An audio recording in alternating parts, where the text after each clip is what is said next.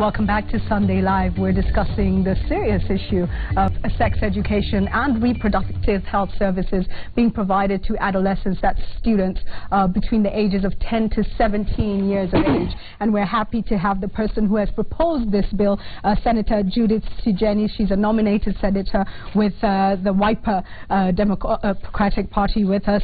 And also we have Grace Watuku, who is the National Secretary of the Kenya Secondary School Health Head Teachers Association. So we're discussing health matters, very important issues. I'm going to kick off with you, Senator, first. And what was the purpose behind this bill? Give us an overall, very quick look at what motivated this bill and the critical aspects of it. The main purpose was to stop these high maternal deaths and child deaths, because the statistics are outrageous. And then to help all Kenyans, men, women, whatever age, to access quality healthcare services. Yeah, and also just to improve on the economic social status, because a healthy nation is a wealthy nation.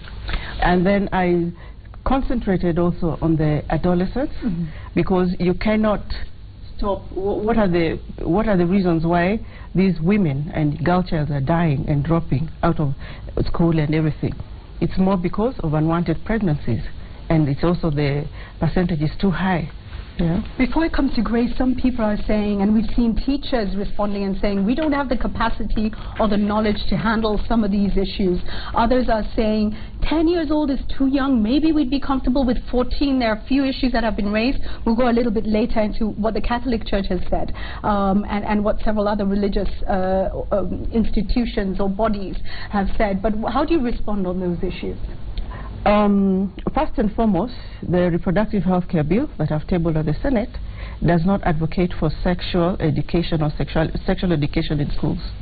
It gives the mandate to the Ministry of Health and the county counterpart that deals with the health. What's the alternative if it's not in school? Because I was advocating for adolescents-friendly healthcare services, but since the reproductive rights of the adolescents is not only on sexuality, it deals with the entire package on social, economic. So we look at the reasons why they would engage and what would improve on their future. So it is not only on the issue of sexuality.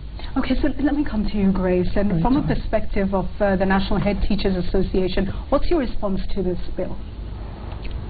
Thank you, Judy. I think we have no issue with the bill. Our main concern is regards reproductive health is an aspect of the human sexuality, which is actually being taught in schools. We have no quarrel with that. Our main concern is what is going to be the impact to the schools, particularly to the individuals, in regard to the issues that will be introduced. Secondly, the timing.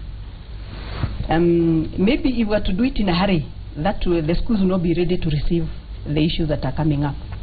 The teachers, like it is said, are not well equipped, because if it is the teachers, the Ministry of Health will spill over to the schools.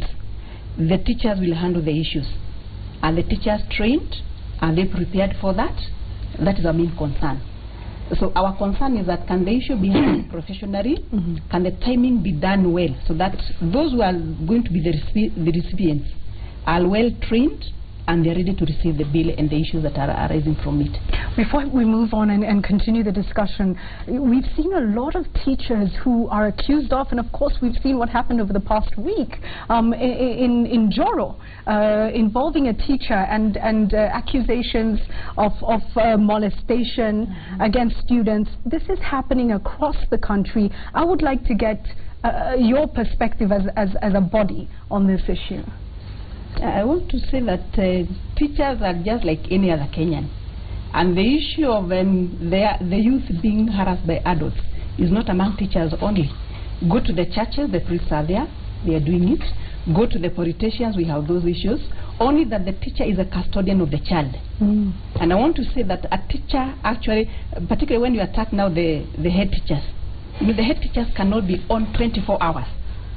This teacher is also entrusted with the kids.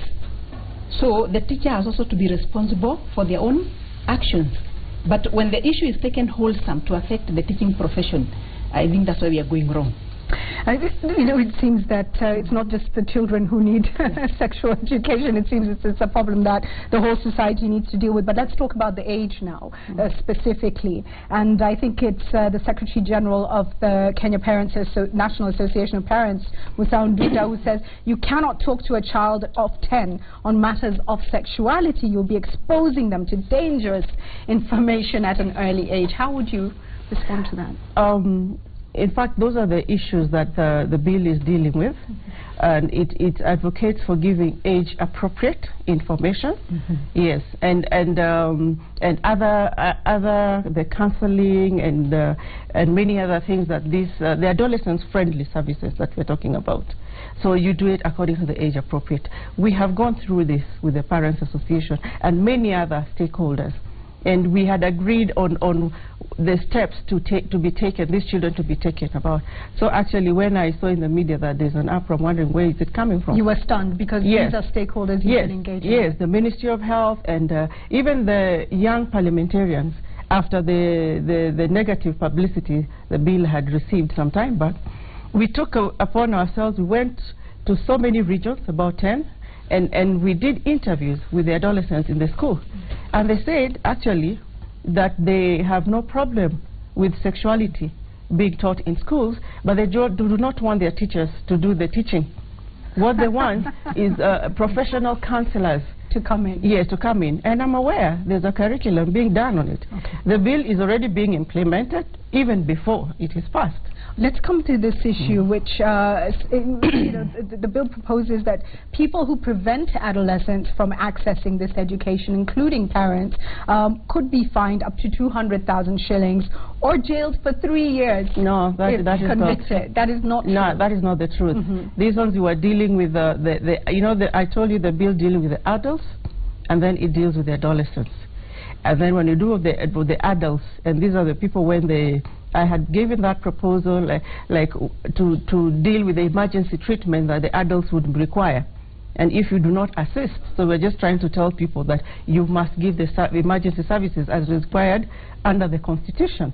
So the prophets of doom are trying to twist it to show that this is for the adolescents. I have defined clearly what the adolescents-friendly services are, and it has nothing to do with what is being portrayed. So a lot of people grace lobbying against, because stakeholders have been consulted, says Senator here, and all of a sudden people are coming out saying different things. But no, even into the religious groups, the medical professionals, the lawyers, everybody has come from nowhere, received tremendous information, emails, and we've acted on them. The church, they come with the ideas, and they've all been, in fact, these people are reacting to the original bill, which I tabled at the Senate in September 2013. We are in 2015. Everybody has wanted to be consulted, and we've consulted widely. And there's proposed amendments, which these people are aware of. But I do not understand why, because even the Ministry of Health is soon launching adolescents-friendly sexual reproductive health policy. So it's completely in line with what's ongoing. Yes. Let me come it talks about the age-appropriate, culturally oriented, and specific to the needs of the children. Grace, I come to you on this because, as you've just mentioned, a critical word, which is culture. And we need to deal with some cultures that still are practicing child marriage. And when you look at this bill, there seems to be a lot of movement against it and discomfort. I have to tell you, though, that the viewers who have sent their views in, by and large, in large numbers, are in support of the idea of sex education in schools. Some of them saying, for instance, Bernard Kiprotich says there's a risk, though, of wrong people teaching sex education. Teachers should be chosen carefully. So there's some things they're insisting on, but they support it largely. Do you think this could transform the situation in the country? Yeah, it's positively? Yeah, it will. And I want to say from the onset, it is going on in schools already. I think it is a term, reproductive health, that people are not understanding. If you go to some of the subjects like CRE wholly teaches on human sexuality, and it deals with parental responsibility. It deals with the emerging issues, the family planning. They're all there, and they're being taught. If you go to biology as a subject, it deals with the development right from conception to the time the child is born. So it has been happening. Possibly, what we don't understand is that reproductive health is an aspect of the human sexuality, which is already going on in schools, and we are not against it. We are only saying, can the issues that are not clear be handled professionally? And we shall be comfortable. Which is critical. I'm going to ask my director to have the SMS results so far ready for us, which I'll read in a. I'm told yes. They'll have them on the screen in just a moment for us. There you have it. Yes, 60%, no, 40%. So that's a very interesting outcome so far. The question, of course, do you support sex education and reproductive health services for adolescents? I'll read a couple of SMSs now. Kenya Scribe on Twitter, actually. Yes to sex education in school. It's not a pet topic by parents at home. Let it be in the curriculum. And Joash Sunday says, yes, it makes teenagers understand the biological changes in their body system to avoid early pregnancy. So you see quite a bit of support there. I do want to ask an all-important question. This is for you at home as well as for our panelists here in studio. Where are students currently getting most of their information in terms of your research and what you know? What have you found? I'll start with you, Senator. These gadgets, the digital world. They have it raw, they don't understand it, and from these movies they watch, the Western, and then from peer pressure, and that if you're in secondary, you do not have a boyfriend, you're not engaging in sex, you're outdated or you're out-fashioned, and they do not even understand they're not even ready for the repercussions, and you know, choices have consequences, and that's what we are saying. These children need the right information, and they need to be protected. Because even when I've gone in the radio trying to educate people on my bill, they tell me it's because of lack of money. This lack of money, now prostitution, they engage in sex. So the bill will help them nurture their talents, learn the life skills, so that they can depend on themselves. If it's the rural, agricultural, you get your money and you go back to school. So by the end of the day, it's responsibility. It teaches abstinence, delay premarital sex, amongst others. And to protect them, because when you hear 10,000 children are dying a year because of HIV and AIDS, and 40% of the adolescents are dying because of unwanted abortions, that is really serious. That's for your health, for your future, and for your self-respect, abstinence. Let me come to you, Grace. Now, where are they learning? What do you find? In most cases, it's mainly in peer pressure and the internet. Because you'll find them sneaking even materials in school. We have the pornography material that they come with. You open the laboratory, the computer laboratory, you find them even at the wee hours of the night, on the screen, trying to watch those things. So we have the internet and we have the peer pressure that is mainly affecting the youth. Now finally, because we've already come to the end, I hope you've learned a little bit more about this bill, but I must pose the question, what's the role of parents? And even as we're discussing what information they can get out there, be it at school or through the health ministry and the county health structures, what should parents be doing? I'll start with you, Grace. I think as we implement the bill, we need to do a bit of public sensitization. Let everybody come on board, starting with the parents, so that the parents also have a responsibility to do. The kids are in school for a period, and actually most of the things aren't at home when they are carried to school. So the parents have a critical role to ensure that they also educate their kids. Once we sensitize the parents will take their rightful roles, and they'll do. Once the school does its work, the parents will do the follow-up. And I'm sure with the parents on board, then the whole issue can be okay. So a lot of work to be done around parents' education. Senator, you have the final word. Well, charity begins at home. Naturally, the parents will have to be engaged. But you see, the parents are not with the children throughout. So that's why I'm saying this bill needs a lot of networking, many stakeholders. It's the parents, then we go to the schools. The schools, teachers have a role to play. We go to the church, the faith-based, they have a role to play in it. We go to the ministries like wildlife, sports. You see, teach them things like yoga, self-discipline. You let them use that energy in a different positively. manner, right? Yes. Right. Thank you so much. You have a final word to stakeholders tonight. Do you have one? I will tell them, please support this bill. It prevents women and children from dying. Every woman has a right to live while giving a life, and no child deserves to die, and because of carelessness, things we can do about it. So it is not something which is bad. It is a very good bill for everybody. So just as we go to the break, I'm going to ask one question. You've seen the top 10, Judith and Grace.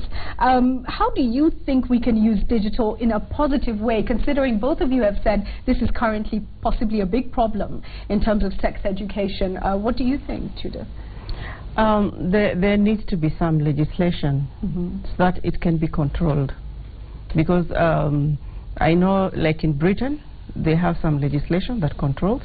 And if you control it, then it's the best way of giving information, especially to the digital world, who are the young people. And providing responsible information, yes. so they access that. Yes. Someone should always be responsible for the information you have given out there. Thank you. Grace, please. I would want to say that the programs that come are actually the ones that affect the youth mostly. So we need to censor them, particularly after 10. You're talking about on television? Yeah. Okay. Yeah. and then most of them will be stuck on the screen, even when the parents have gone to bed. They will tiptoe back to the bedroom, to the sitting room, and do all the things that they want. So I wish we could be able to censor all the things that we display to the kids through digital, whichever means, because we have several channels to ensure that we control the youth. Thank you for that. We're taking a break. Continue to share your views on these issues on Twitter. It's @CitizenTV Kenya or @JulieGishuru 22422 on SMS. Stay with Sunday Live.